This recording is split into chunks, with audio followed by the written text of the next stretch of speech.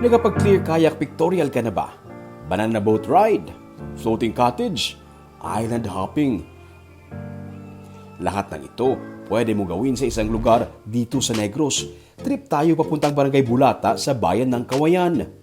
Tuloy po kayo sa isla ng Negros kung saan magaganda ang tanawin, masasarap ang pagkain at magagandang pakikitungo ng mga Negrosanon inyong hahanap-hanapin.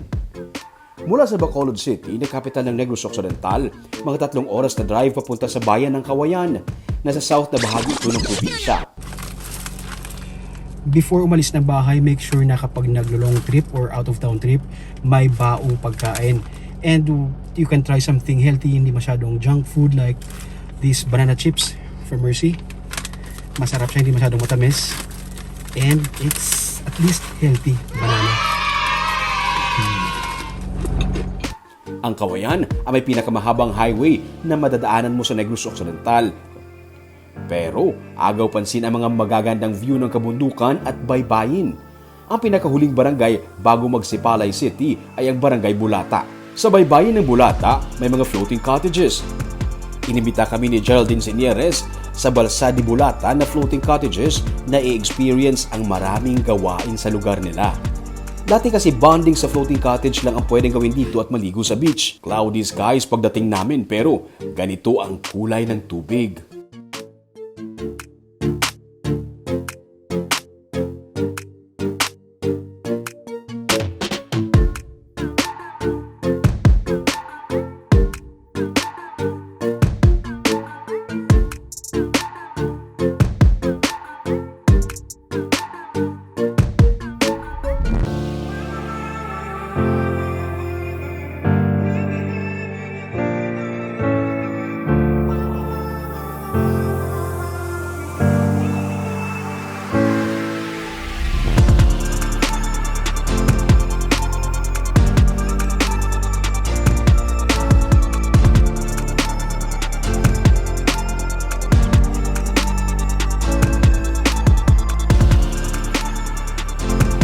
Sa 2,500 pesos, exclusive use na itong floating cottage buong araw. Nag-improve na gid siya. Unlike before nga, puro lang siya balsa. Balsa lang. Subong niya may arat kayak, may banana boat na nga bago ito nakita kanina. Dason nag-add tabi amo na island hopping. So soon basi madugangan pa gid siya.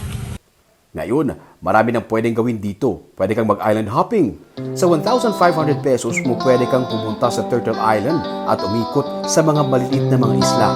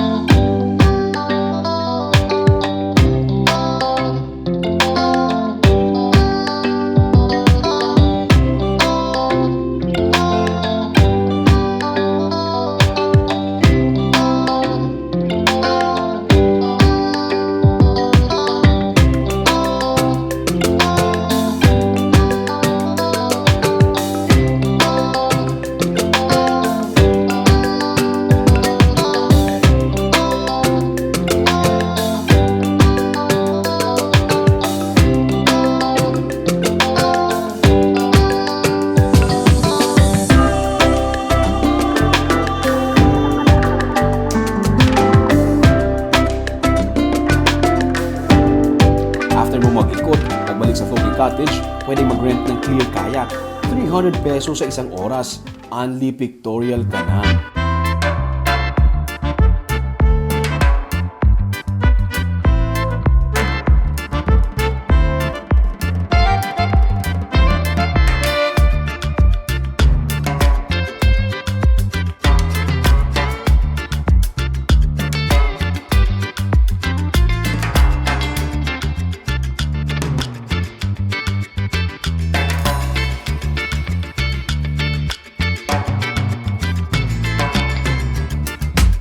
banana boat ride din na siguradong i-enjoy ng mga kids.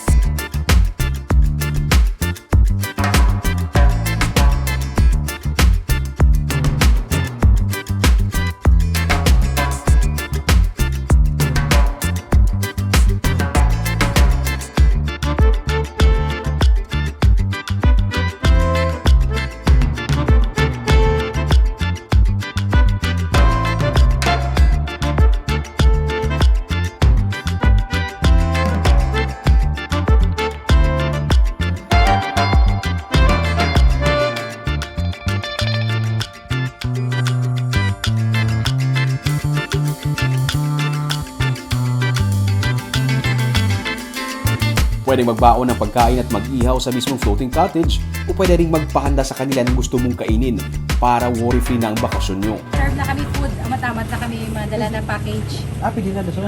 Oo. Cater na ba, ma'am? Oo, baka Yung muna muna, ma'am, kung para- mag-package sila, i-presenta mo naman food, kumpila mo ni Plastar sa ila. Kung gusto nila hindi sila mag-worry pag abot dere, Oo. may mga pagkaon na ready, May pwede ready get. na, oo. Basta ano sila pabalo before, ma'am, paano dala pagkaon bilang ready. Kung ano nga mga food ang i-serve sa package nila. At ang ganda ng tubig dito. Kung high tide, may mini pool ang cottage na may net sa ibaba para safe sa mga kids.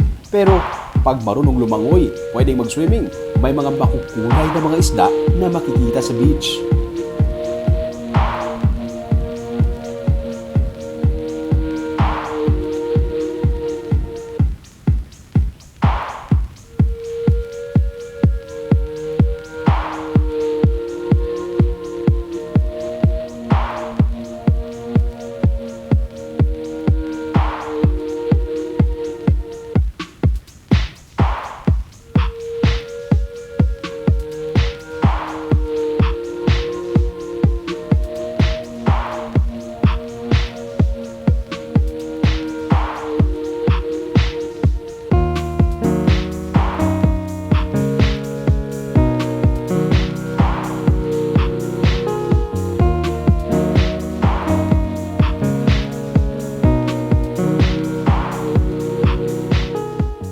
Malapit nang magbukas ang klase ulit.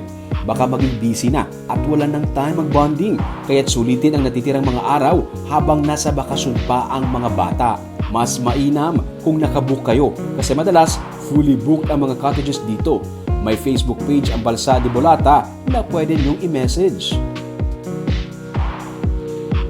Nagmistulang mga isla ang mga floating cottages dito sa Barangay Bulata sa bayan ng Kawayan at marami pang ibang bagay na pwedeng gawin dito. Para updated ka sa mga episodes ng Tripping ni Ruming, i-follow ang aming Facebook page at YouTube channel, Digicast Negros. Sama-sama tayo sa pagbangon. Ako si Romeo, subalit ito ang Tripping ni Ruming!